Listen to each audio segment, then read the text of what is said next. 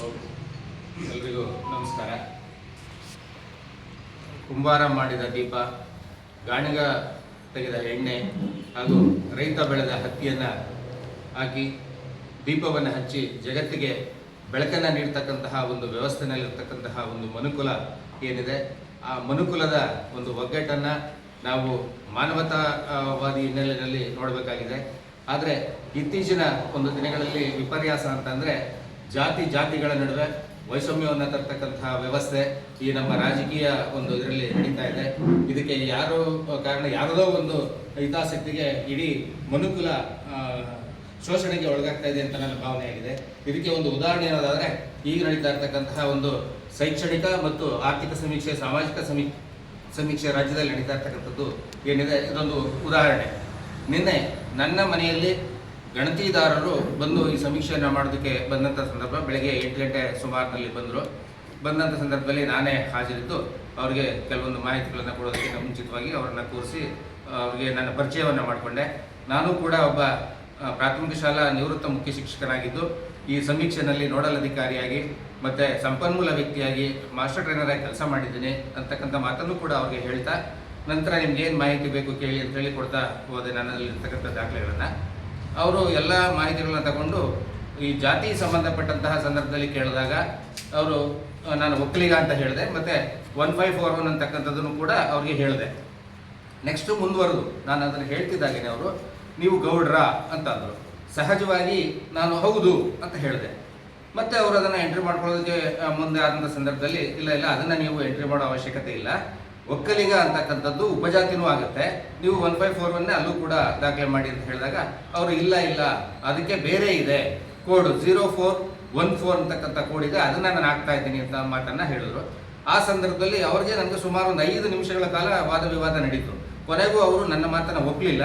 ಇಲ್ಲ ನಾನು ಗೌಡ ಅಂತಲೇ ಹಾಕ್ತೀನಿ. ಹಾಗಾದರೆ ಇದುವರೆಗೆ ಮಾಡಿದಿರಲ್ಲ, ನೀವು ಇದುವರೆಗೆ ಮಾಡಿರ್ತಕ್ಕಂತಹ ಒಂದು ಸಮೀಕ್ಷೆಗಳು ಎಷ್ಟು ಮನೆ ಮಾಡಿದ್ದೀರಿ ಮಾಹಿತಿ ಕೊಡಿ ನನಗೆ ನಮ್ಮ ಒಂದು ಭಾಗದಲ್ಲಿ ಅಂತ ಕೇಳಿದೆ. ಅವರು ಎಲ್ಲ ಒಂದು 20-25 ಮನೆ ಮಾಡಿದ್ದೀನಿ ಅಂತಂದರು. ಅದರಲ್ಲಿ ನಾನು ಈ ಒಕ್ಕಲಿಗ ಸಮುದಾಯದ ಒಂದು ಮನೆಗಳು ಎಷ್ಟಿದೆ ಅಂತ ತಗೊಂಡಾಗ 15 ಮನೆಗಳು ಫೋಟೋನು ಕೂಡ ನಾನು ಮೊಬೈಲಲ್ಲಿ ತಗೊಂಡೆ, ಕೊಟ್ಟರು ಅವರು. ಅಲ್ಲಿ ಕೇಳಿದೆ, ನೀವು ಏನನ್ನ ಹಾಕಿದ್ದೀರಿ ಅಲ್ಲಿ? ಹಾಗಾದರೆ ಇಲ್ಲ ಸರ್ ನಾನು ಗೌಡ ಅಂತಲೇ ಹಾಕಿದ್ದೀನಿ ಅಂತಂದರು. ಗೌಡ ಅಂತಕ್ಕಂಥದ್ದು ಒಂದು ಜಾತಿನಾ ಅಂತ ಹೇಳಿ ಅವರು ಹೌದು ಅಂದರು. ನೀವು ಎಲ್ಲಿಯವರು? ನಾನು ಅವ್ರನ್ನ ಮತ್ತೆ ಪ್ರಶ್ನೆ ಮಾಡಿದೆ, ನೀವು ಯಾವ ಒಂದು ಊರಿನವರು, ನಿಮ್ಮ ನೇಟಿವ್ ಯಾವುದು ಅಂತ ಕೇಳಿದೆ. ಅವ್ರು ಹೇಳಿದ್ರು, ನಾನು ಚನ್ನಪಟ್ಟಣ ತಾಲೂಕಿನವನ್ನೇ. ಎಲ್ಲಿ ಕೆಲಸ ಮಾಡ್ತೀರಿ ಅಂತ. ನಗರಸಭೆಯಲ್ಲಿ RI ಕೆಲಸ ಮಾಡ್ತಾ ಇದ್ದೀನಿ, ನಾನು ಸಮೀಕ್ಷೆಗೆ ಇಲ್ಲಿ ಬಂದಿದ್ದೀನಿ ಅನ್ನೋ ಮಾತನ್ನು ಹೇಳಿದ್ರು. ಇಲ್ಲ ನೀವು ಇದೇ ಪ್ರಾಂತ್ಯದಲ್ಲಿ ಹುಟ್ಟು ಇದಾಗಿರೋದ್ರಿಂದ ನಿಮಗೆ ಯಾವುದೇ ಒಂದು ಇದು ಇಲ್ಲ, ಗೌಡ ಅಂತಕ್ಕಂಥ ಜಾತಿ ಇಲ್ಲ, ಅದರ ಅರಿವು ನಿಮ್ಗೆ ಇರಬೇಕಾಗಿತ್ತು.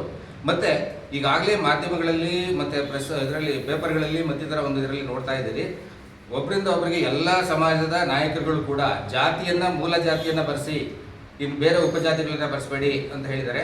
ಮಾನ್ಯ ಮುಖ್ಯಮಂತ್ರಿಗಳು ಕೂಡ ಒಂದು ಇದರಲ್ಲಿ ಹೇಳೋದನ್ನು ನಾನು ವಿಡಿಯೋದಲ್ಲಿ ನೋಡಿದ್ದೀನಿ, ಕುರುಬ ಅಂತ ಬರೆಸಿ, ಅದು ಬಿಟ್ಟು ಹಾಲ್ಮತ ಅಂತ ಅಥವಾ ಇನ್ನೊಂದು ಬರೆಸಬೇಡಿ ಅಂತಕ್ಕಂಥ ಮಾತನ್ನು ಕೂಡ ಹೇಳಿದ್ದಾರೆ. ಅದನ್ನು ನೀವು ಗಮನಿಸಿದಿರೋ ಇಲ್ವೋ ನನಗೆ ಗೊತ್ತಿಲ್ಲ. ಹಾಗಾಗಿ ನಮ್ಮದು ಜಾತಿ ಒಂದೇ, ಒಕ್ಕಲಿಗ, ಅದನ್ನು ಬಿಟ್ಟು ಬೇರೆ ಏನೂ ಬರೆಯೋದು ಬೇಡ ಅಂತ ಹೇಳಿದ್ರೆ ಅವರು ಕೊನೆಗೂ ಕನ್ವಿನ್ಸ್ ಆಗಲಿಲ್ಲ. ನಾನು ಸಿಟ್ಟು ಬಂದು ಇಲ್ಲ ನನ್ನ ಸರ್ವೆಗೆ ನನ್ನ ಸಹಮತ ಇಲ್ಲ, ನೀವು ಸರ್ವೆ ಮಾಡೋದು ಬೇಡ ಹೋಗಿ ಅಂತ ಹೇಳಿ ಹೇಳಿದೆ. ಆಗ ಅವ್ರು ಏನು ಮಾಡಿದ್ರು, ಇಲ್ಲ ಸರ್ ಕಂಪ್ಲೀಟ್ ಮಾಡಲೇಬೇಕು, ಅರ್ಧ ಆಗೋಗಿದೆ, ನೀವು OTP ಕೊಟ್ಟಿದ್ರು. ಇಲ್ಲ ನಾನು ಮಾಡಿಲ್ಲ, ಅದನ್ನು ನಾನು ಮಾಡಲ್ಲ ಅಂತ ಹೇಳಿ ಕಳಿಸ್ಬಿಟ್ಟೆ ಅವ್ರನ್ನ. ಕಳಿಸಿ ಆದಮೇಲೆ ಮತ್ತೆ ನಾನು ಪಕ್ಕದ ಮನೆಗೆ ಹೋದರು. ಹೋದಾಗ ನನಗೆ ಸ್ವಲ್ಪ ಡೌಟ್ ಬಂತು. ಮತ್ತೆ ಈಗ ಇಲ್ಲಿ 15 ಮನೆಗಳಲ್ಲಿ ಇವರು ಅದನ್ನೇ ಹಾಕಿದ್ದಾರೆ ಒಕ್ಕಲಿಗ ಅಂತೇಳಿ, ಮತ್ತೆ ಇಲ್ಲೇನು ಮಾಡ್ತಾರೆ ಅನ್ನೋದೊಂದು ನನಗೆ ಗೊಂದಲ ಆಗಿ ಅಲ್ಲಿ ಹೋದಾಗಲೂ ಕೂಡ ಇದೇ ಪರಿಸ್ಥಿತಿ ಇತ್ತು. ಆಮೇಲೆ ಅಷ್ಟರಲ್ಲಿ ಬೀದಿನಲ್ಲಿ ಅಲ್ಲಿ ಒಂದು ರೋಡ್ ಪಕ್ಕದಲ್ಲೇ ಮನೆ, ಬೈರಾಪಟ್ಟಣದಲ್ಲಿ.